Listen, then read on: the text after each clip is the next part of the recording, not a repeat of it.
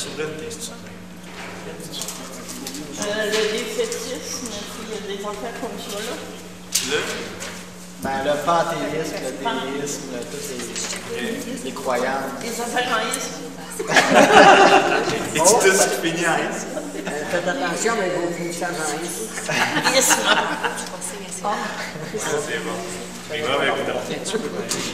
Fait que nous autres, on en revient dans notre épître aux Hébreux. Chapitre 9.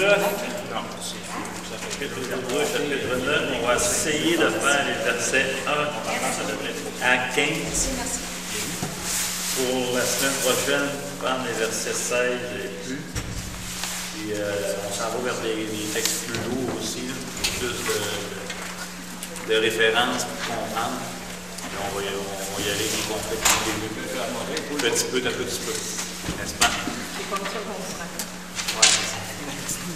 Fait que, on fait une lecture, Hébreux 9, on va lire les versets 1 à 10. La première alliance avait donc des ordonnances relatives au culte et un sanctuaire terrestre. En effet, un tabernacle fut construit. Dans la partie antérieure, appelée le lieu saint, était le chandelier, la table et les pains de proposition. Derrière le second voile se trouvait la partie du tabernacle appelée le Saint des Saints, renfermant l'encensoir d'or pour les parfums et l'arche de l'Alliance entièrement recouverte d'or. Il y avait dans l'arche un vase d'or contenant la manne, la verge d'Aaron qui avait fleuri et les tables de la viande.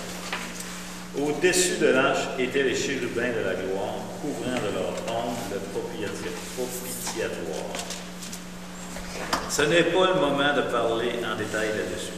Or, ces choses étant ainsi disposées, les sacrificateurs qui font le service entrent en tout temps dans la première partie du tabernacle. Et dans la seconde, le souverain sacrificateur seul entre une fois par an, non sans y porter du sang qu'il offre pour lui-même et pour les péchés du peuple. Le Saint-Esprit, un verset important ici, le Saint-Esprit montrait par là que le chemin du lieu très saint n'était pas encore ouvert tant que le premier tabernacle subsistait. C'est un symbole pour le temps présent. Il signifie que les dons et sacrifices présentés ne peuvent rendre parfait sous le rapport de la conscience celui qui rend ce culte. Ils étaient, avec les aliments, les boissons et les diverses ablutions, des ordonnances charnelles imposées seulement jusqu'à une époque de réformation. Donc, on se rappelle aussi que dans le contexte hébreu, il nous enseignait que tout souverain sacrificateur devait offrir des sacrifices. Ça, c'est un peu le verset qui vient faire la suite de ce qu'on va voir. Donc, nous avons un meilleur prêtre. Pourquoi? Parce qu'il exerce un meilleur sanctuaire. C'est ce que l'auteur va développer. L'auteur va donner un bref survol du sanctuaire terrestre. En passant, on va remarquer qu'il met l'emphase sur le terrestre. Parce qu'il va parler du tabernacle terrestre, le sanctuaire terrestre. L'auteur, il ne veut pas entrer dans les détails de chaque chose. Et quand il fait un petit résumé, d'ailleurs, on ne verra pas, mais ça se peut arriver que si vous faites la lecture, il y a un énigme dans le passage du détail. Parce que quand il parle du lieu très saint, il parle de l'encensoir. Et si vous allez voir, dans la construction du temple, l'encensoir n'est jamais le lieu très saint. Il y a comme une contradiction. C'est pas grave, vous irez la voir si vous voulez voir. C'est pas si compliqué, là, mais ça s'explique. Mais il y a quand même une contradiction. Donc, il désire soulever le contraste entre l'ancien sanctuaire qui est terrestre et le nouveau sanctuaire. Et ne faites pas l'erreur de vouloir donner un sens à chaque détail du temple, à chaque détail de la construction du sanctuaire. Par exemple, des fois, vous pouvez lire des commentaires, quand on a construit le temple, on utilisait du fil bleu pour faire les couvertures, il y avait des couvertures bleues. Fait que des gens ont dit, écoute, la couverture bleue, le bleu, ça représente le ciel. Pourquoi? Parce que le ciel est bleu.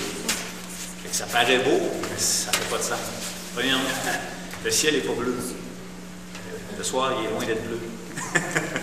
La couleur du ciel, c'est pas bleu. Deuxièmement, la Bible ne dit pas que le bleu représente le ciel. Il ne faut pas tomber dans le panneau de tout détailler. D'autres vont dire c'est fait avec des peaux, dans le sanctuaire, c'était fait avec des peaux de chèvre, des peaux de bouc.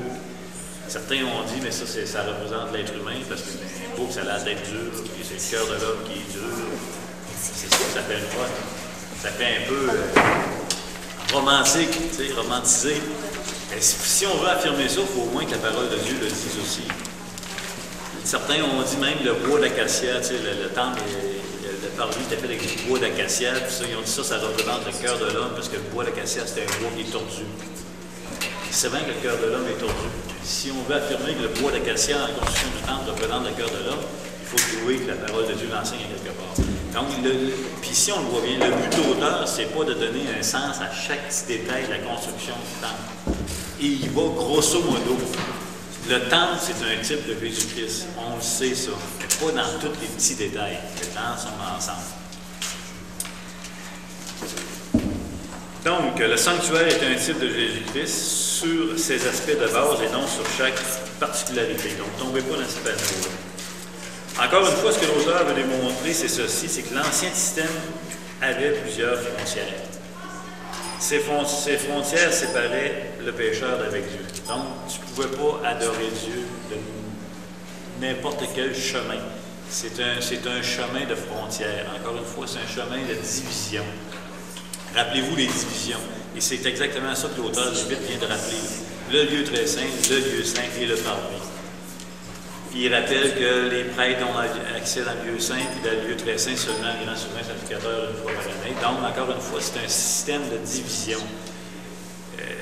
Il y a une division entre les gentils et les juifs pour le parvis. Il y a une division entre les prêtres, les lévites et les autres pour le lieu saint. Il y a une division entre le souverain sacrificateur et les prêtres lévites pour le lieu très saint. C'est un chemin qui se rétrécit.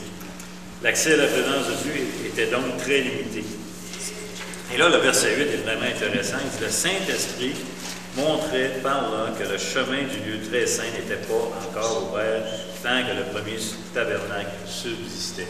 Qu'est-ce qu'on doit comprendre de ce chemin limitatif du sanctuaire terrestre? C'est que le Saint-Esprit nous montre que le chemin n'est pas encore ouvert. Il n'y a pas un libre accès en présence de Dieu en tout temps comme aujourd'hui. C'est ce que ça nous enseigne. Et en passant, ça nous enseigne aussi que le Saint-Esprit est actif. Des fois, on entend dire des gens, dans l'Ancien Testament, le Saint-Esprit n'était pas là, puis là, à cette heure, avec l'Église, le Saint-Esprit est là, c'est pour ça qu'on a de la puissance, c'est pour ça aussi. Non, le Saint-Esprit trop était là. Le Saint-Esprit fait partie de la Trinité de Dieu. Il était là avant que l'être humain soit créé. Puis dans je pense que c'est le 2e verset de la Bible, on parle déjà du Saint-Esprit. Les ministères du Saint-Esprit sont différents dans l'Ancien Testament et dans le Nouveau Testament. Par exemple, le baptême du Saint-Esprit. Dans l'Ancien Testament, le baptême du Saint-Esprit, ça n'existe pas. Le baptême du Saint-Esprit a débuté avec l'ère de l'Église. Dans l'Ancien Testament, les croyants pouvaient être habités du Saint-Esprit, mais ils ne pouvaient aussi ne pas être habités du Saint-Esprit. Contrairement à aujourd'hui, depuis que l'Église est en fonction, tout croyant est habité et scellé du Saint-Esprit. Mais le Saint-Esprit a toujours été en fonction. Il ne faut pas tomber non plus à dire, écoute, là, on a le Saint-Esprit, là, ça marche parce que. Non. Les gens, s'il y avait des gens sauvés dans l'Ancien Testament, c'est à cause du Saint-Esprit. C'est son ministère. C'est pas. Donc, ne pas tomber dans ce petit panneau. Un point important à comprendre, c'est que tant que le sanctuaire terrestre est en fonction, l'accès à la présence de Dieu demeure limitatif. Ça, il faut bien comprendre ça. C'est un sanctuaire imparfait, fait de main d'homme. C'est aussi un chemin imparfait, limitatif. Tout le système lévitique est une image imparfaite qui représente l'œuvre parfaite de Christ. Je répète ça. Tout le système lévitique est une image imparfaite qui représente l'œuvre parfaite de Christ. Les dons et les sacrifices ne peuvent purifier aucune conscience d'homme. Fait que là, on va tomber dans ce domaine-là. Ça, c'est vraiment important aussi à le comprendre. Tous les dons et les sacrifices du système lévitique, l'alliance mosaïque, ne peuvent pas purifier la conscience d'un homme. Okay? Ça, c'est vraiment important. Il faut aller voir les 5 grands types de sacrifices ou d'offrandes. Vous avez ça dans Lévitique chapitre 1 à 5. L'Holocauste, l'action de grâce, l'offrande, les sacrifices d'expiation, les sacrifices de culpabilité. tout ce qui était prescrit par la loi ne peut pas purifier la conscience d'un homme. Okay? Ça, je vais y revenir. Rappelez-vous ceci, toutes les ordonnances du système lévitique ont pour but de maintenir le peuple dans une position de pureté rituelle afin de leur permettre d'adorer Dieu. Okay? Fait que là, on tombe dans une grosse affaire, différente. Je viens de vous dire, les sacrifices ne peuvent pas purifier la conscience d'un homme. Par contre, toutes les prescriptions vont servir à purifier rituellement le peuple pour adorer Dieu. Extérieurement. OK? Ça, c'est un peu plus difficile à comprendre. Mais ça fait tellement du sens après. Rappelez-vous le principe d'Hébreu. C'est quoi le principe d'Hébreu depuis le début? De quoi de bon vers? De quoi de meilleur? Là, il est en train de parler de la purification sous l'Ancienne Alliance. Ça purifie l'extérieur. Mais là, on va aller vers de quoi de meilleur qui va purifier l'intérieur. Comprenez-vous? C'est pour ça que quand vous allez lire Lévitique, Nombre, Exode, les prescriptions du souverain sacrificateur, il faut qu'il passe par la baignade, purification extérieure. Une image qu'on pourrait donner à ça, c'est quand vous prenez une personne, vous l'habillez d'une belle habille avec une chemise blanche, extérieurement, il est clean. Intérieurement, il n'est pas clean. Mais il est clean pour une fonction. Je ne sais pas, si c'est un président qui doit s'adresser au peuple, on l'habille d'une manière extérieure, entre guillemets, il est comme pur, pour sa fonction de s'adresser à un peuple. Bien, Israël, c'est la même affaire. Tout le système sacrifice, toutes les ordonnances lévitiques avaient pour but d'être purifiées rituellement pour adorer Dieu. Mais ça ne purifiait jamais l'intérieur. Jamais, jamais, jamais. Compliqué un petit peu, ça, hein? Ça fait bien du sens, pareil. Donc, ça n'a rien à voir avec leur salut. Si vous avez compris ce bout-là. Le fait que les gens offraient des sacrifices, suivaient les ordonnances, ça ne les sauvait pas. Si ça les avait sauvés, ça aurait purifié leur conscience intérieure. Ça ne les sauvait pas. Les gens dans l'Ancien Testament, à partir d'Adam et même sous la loi mosaïque, étaient toujours sauvés de la même manière. Par la foi, par la grâce, par la grâce au moyen de la foi. Par la grâce au moyen de la foi. Que ce soit Adam, que ce soit Abraham, que ce soit Moïse et surtout la gang pendant l'Alliance mosaïque. C'est tellement important de mettre ça clair toujours dans votre tête, gardez ça en mémoire, c'est toujours par la grâce au moyen de la foi. Donc, c'était pas le fait d'offrir des sacrifices. OK? Bien, bien important. Maintenant, on va lire les versets 11 à 15. Et là, on va tomber justement dans la purification et les oblations. On a du temps. Bonjour, Mme Pienne. Vous allez bien? Donc, on lit les versets 11 à 15. Il dit, mais Christ, hein? Il dit ça, mais Christ, là, il change de cap. Hein? Est venu comme souverain sacrificateur des biens à venir. Il a traversé le tabernacle plus grand et plus parfait, qui n'est point construit de main d'homme, c'est-à-dire n'est pas de cette création. Et il est entré une fois pour toutes dans le lieu très saint, non avec du sang des boucs et des veaux, mais avec son propre sang ayant obtenu une rédemption éternelle. Car si le sang des taureaux et des boucs et la cendre d'une vache répandue sur ceux qui sont souillés sanctifie et procure la pureté de la chair, combien plus le sang de Christ, qui, par l'Esprit éternel, s'est offert lui-même sans tache à Dieu, purifiera-t-il votre conscience des œuvres mortes, afin que vous serviez le Dieu vivant.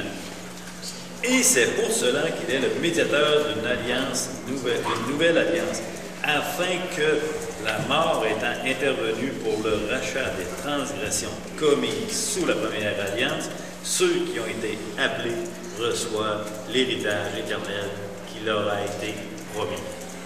Vraiment intéressant. Son argument, c'est le suivant, c'est que Jésus-Christ est meilleur parce qu'il y a un meilleur sacrifice. Donc, on voit 3 points. Et là, encore une fois, vous allez tout le temps voir le principe d'Hébreu. Il parle de quoi de bon qui a été prescrit par Dieu vers de quoi de vraiment supérieur. C'est bien simple, c'est tout le temps de quoi à l'autre. Il va dire, premièrement, il a présenté son sang dans un meilleur sanctuaire. qui n'a pas été fait de main d'homme. Donc, le sanctuaire céleste est supérieur parce qu'il n'a pas fait de main d'homme. Encore une fois, il compare sanctuaire terrestre, sanctuaire céleste. Sanctuaire terrestre, il était bon, c'était pas bon. Il est en train de dire, Christ, lui, il est allé dans le sanctuaire céleste, de beaucoup supérieur. Okay? Un deuxième point, il va dire, la nature de l'offrande est meilleure. Il n'a pas offert le sang des taureaux et des boucs, mais il a offert son propre sang. Encore une fois, de quoi de bon. Il fait référence à qui, à quoi ici, quand il dit ça? Au grand jour d'expiation. Le contexte, c'est le grand jour d'expiation. Le grand souverain sacrificateur rentre une seule fois. Souvenez-vous, il entre une seule fois pour offrir quoi? Un taureau, un veau. Ensuite, pour le peuple, il va offrir un bouc. Et là, il répète les mêmes termes. Donc, il est en train de dire que Christ, c'est un sacrifice supérieur. Il n'a pas offert des taureaux, du sang de taureau, du sang de bouc, il a offert son propre sang. De quoi de bon vers de quoi de supérieur. Encore une fois, le principe de l'Épître aux Hébreux. Et quand il a offert son propre sang, ben, ça s'est arrêté là. Il est tombé en chômage. Le Seigneur est tombé en chômage, le sacrifice, il s'est testé. Et un troisième point, c'est que c'est supérieur, le résultat est supérieur. C'est une meilleure suffisance. En d'autres mots, il ne couvre pas temporairement pour se répéter à chaque année. Le sacrifice que Christ a offert n'est pas une couverture comme dans l'Ancienne Alliance. Mais c'est supérieur. Le résultat, lui, il obtient une rédemption éternelle. Et c'est là que le verset 13 et 14 parle d'un des résultats du sacrifice de Jésus-Christ, la purification. On va le relire. Il dit, combien plus le sang de Christ qui, par l'Esprit éternel, s'est offert lui-même, sans tache à Dieu, purifiera-t-il votre conscience des œuvres mortes, afin que vous serviez le Dieu vivant? À quoi, quel est pas le background, mais quelle référence, à quoi, c'est quoi l'arrière-plan de ce verset-là? C'est le fameux Nombre 19. Nombre chapitre 19, qu'on avait à lire, mais qu'on va reporter la semaine prochaine. On en parlait du temps.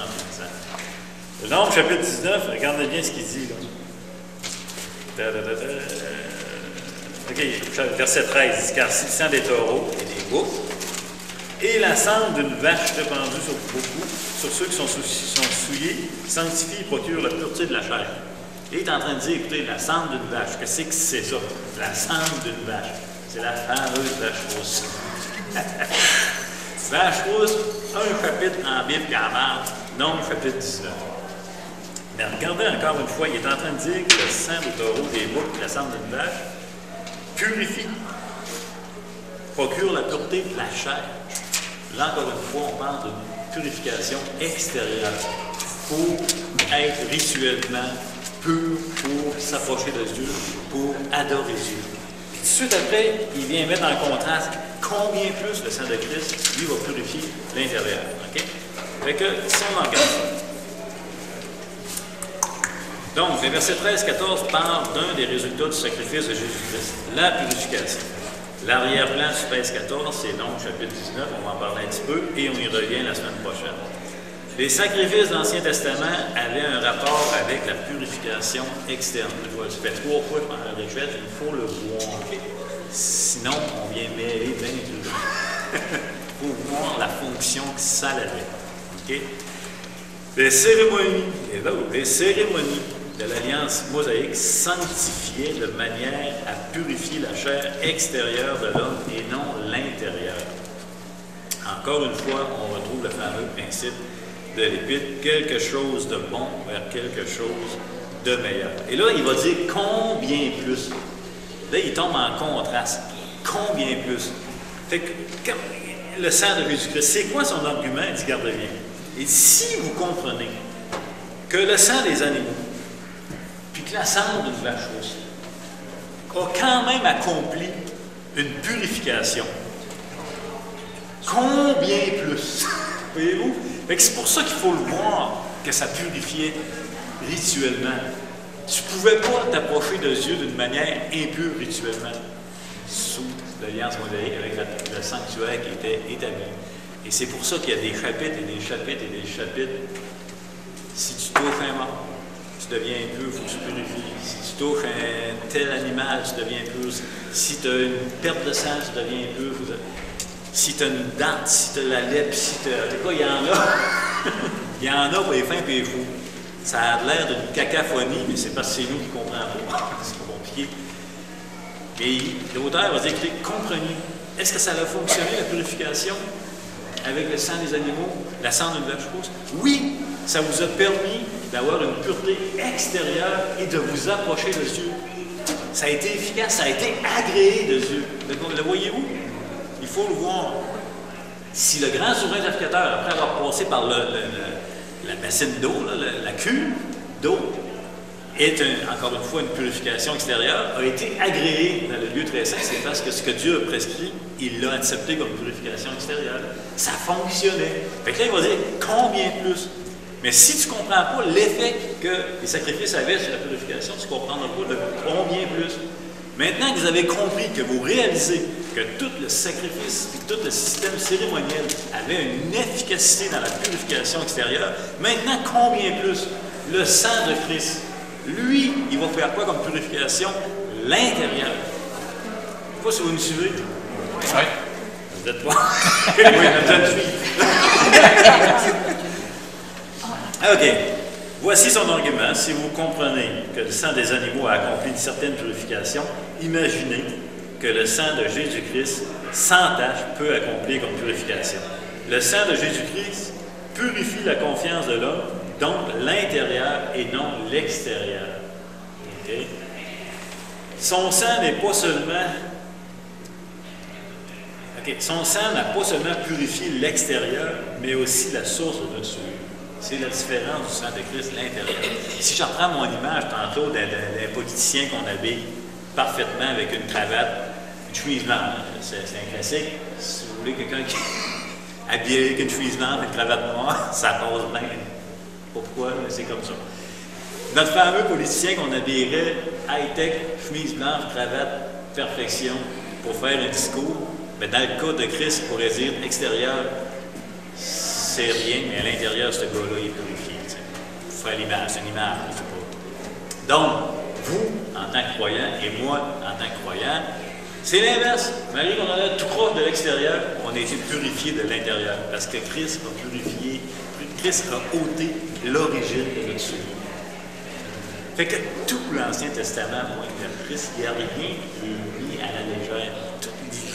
Ces histoires-là de purification qui a l'air à faire pas de sens, ils font tellement du sens dans tous ces détails. C'est incroyable. C'est vraiment incroyable. Donc, OK. N'oubliez pas que le sang animal était... OK, ben ça c'est un autre point. En plus, le souverain sacrificateur, qui lui, puis tous les gens d'Israël qui offraient des sacrifices, c'était tous des gens pécheurs. C'était tous des gens sous la malédiction du péché. Okay? Et n'oubliez pas que les sacrifices qu'il offrait étaient aussi des sacrifices qui étaient sous la malédiction de la chute. Tous les animaux étaient et sont sous la malédiction de la chute aussi. Vous allez dire, non, attends un peu. Je pense que oui. L'effet de la chute dans Genèse chapitre 3, c'est aussi sur la création de Dieu qu'elle se manifeste. La preuve, c'est qu'on peut avoir des animaux infimes. Ils ne pouvaient pas l'offrir. Sauf dans certains cas, il y a des animaux qui pouvaient mourir, certainement. Donc, même le sacrifice qu'ils offraient pour la purification extérieure était marqué du sceau de la malédiction de la chute. Contrairement à Christ qui, lui, s'est offert sans péché, sans tache, le seul à n'avoir aucun effet de la chute. Puis deuxièmement, les sacrifices, les sacrifices lévitiques qu'on offrait, les animaux, c'était sur une base involontaire. Si les animaux avaient pu parler, ils auraient dit, écoute, moi ça ne me tente pas de prendre d'aller montrer comme tu comprends. À la limite, un beau kimna au monde infirme avait plus de chances de vivre longtemps qu'un beau kimna en condition. Si tu avais pu leur parler, tu comprends? Le summum, c'était le cochon. Si le monde cochon, tu pouvais rire des veaux, des boucs, des... Allez vous entendre pour faire sacrifier, moi je vais vivre vieux. Tu comprends ça? Donc, et Christ, lui, il s'est offert dans une parfaite volonté par une parfaite obéissance jusqu'à la mort. C'est vraiment différent. Il y a toujours un lien, toujours un lien entre ce qui s'est passé avant et Jésus-Christ. Le verset 15, que j'aime beaucoup, il dit « Et c'est pour cela qu'il est le médiateur d'une nouvelle alliance, afin que, la mort étant intervenue pour le rachat des transgressions commises sous la première alliance, ceux qui ont été appelés reçoivent l'héritage éternel qui leur a été promis. » Là, on vient de voir et là, on va comprendre que dans l'Ancienne Alliance, ils ne pouvaient jamais être purifiés. Quoique régénérés et sauvés, ils n'étaient pas purifiés intérieurement, dans le sens que leur péché n'était pas encore purifié. Okay? Il le dit ici. Donc, en tant que médiateur de la Nouvelle Alliance, nous sommes destinés à recevoir un héritage éternel. Et en passant, il dit ceux qui ont été appelés. Juste pour vous agacer un petit peu encore sur la souveraineté de Dieu. Ceux qui ont été appelés.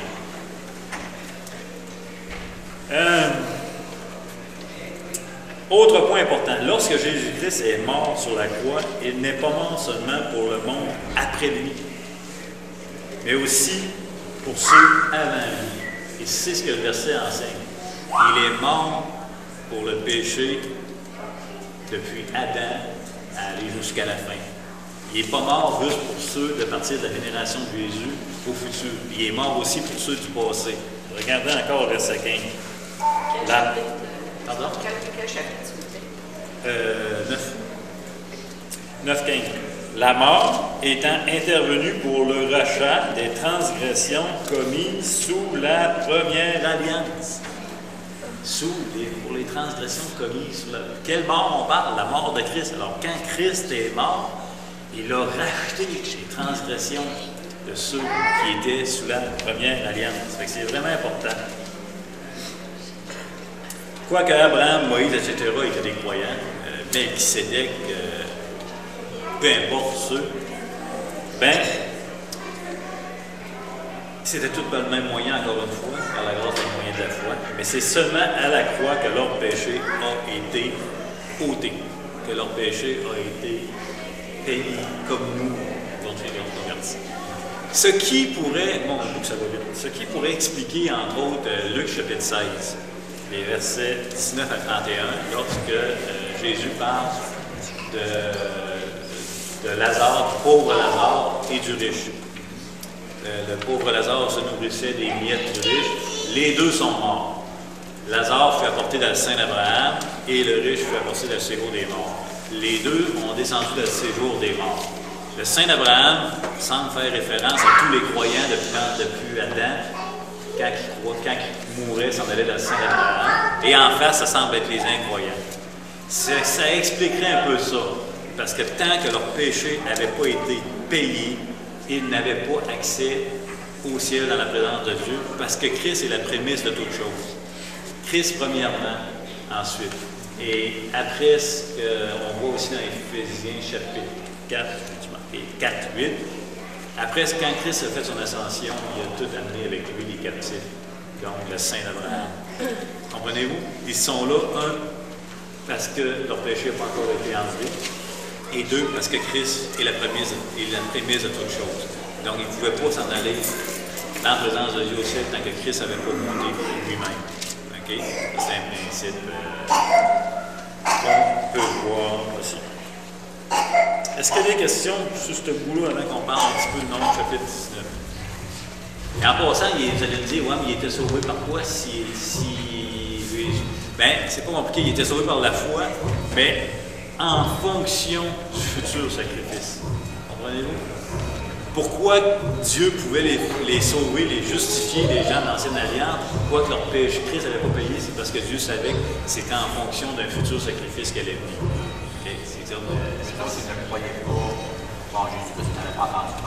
Pas du tout. Comment voulez-vous que Adam croie que Jésus-Christ est mort sur une croix, enseveli et ressuscité le troisième jour? Non. Par contre, Adam a pu très bien croire à la promesse de Dieu, de la descendance d'Adam, il y en aura quelqu'un.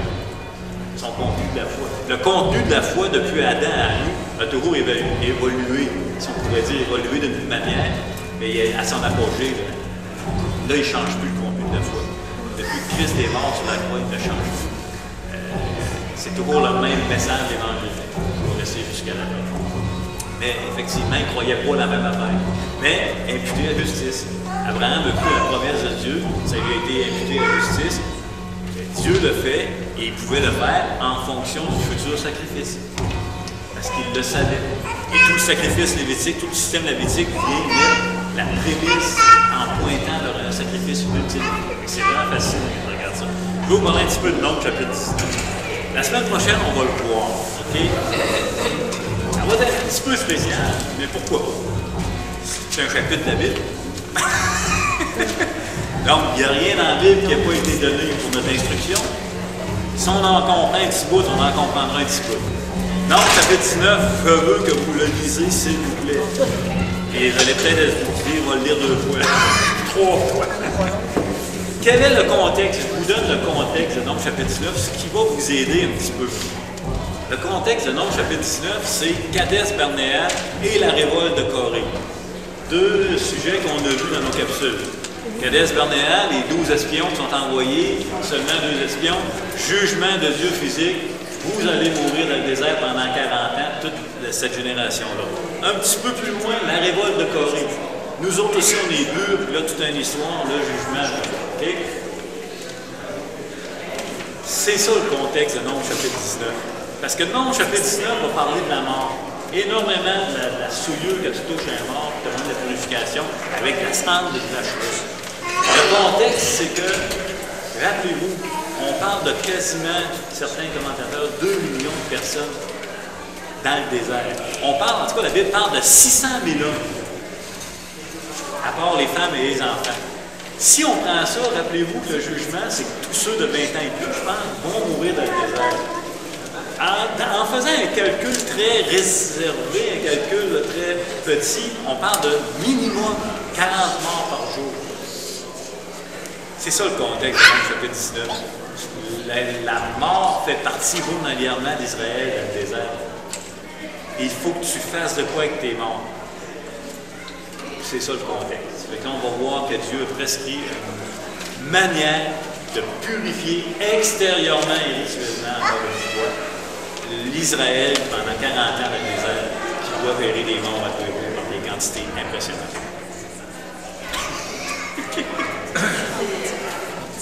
Fait que c'est le contexte. Fait que s'il vous plaît, lisez. C'est du Nombre 19 ou Nombre 18? C'est 2 fois. Nombre 19. À vous vérifier. C'est bien ça? Oui, la vache rousse. OK. S'il vous plaît, lire Nombre chapitre 19. Le restant de l'épître d'Hébreux 9, le restant de 11 à 28, chapitre 9. Prenez-vous des notes, oui? Oui? Ah, Luc, parce que tu parlais tantôt du contexte de la révolte de Corée, c'est vrai que c'est intéressant, c'est à Nombre 16. C'est vrai que c'est intéressant à relire parce qu'on oublie. Oui. Si vous avez du temps et un crayon, Exode 24, 3 à 8. Exode 24, 3 à 8. Puis si je pourrais être plus vite, je pourrais les mettre à bulletin. Exode 24, 3 à 8. Ça va faire référence à la lecture d'Hébreux. Et puis, Lévitique chapitre 16, là, sur le grand jour des expiations, vous ne le lirez jamais assez souvent. Vous pouvez le relire parce qu'on va retomber là-dedans encore. Comme je disais l'autre fois, 3 8. Parce que Lévitique chapitre 16, on va voir que l'auteur va y en faire référence dans le chapitre 9 d'Hébreux. Hébreux 9, 11 et plus, jusqu'à la fin. Puis on s'en va vers des gros textes, dans Hébreux, encore une fois, dans des gros avertissements catastrophes. Fait que bon dimanche, on voit ça.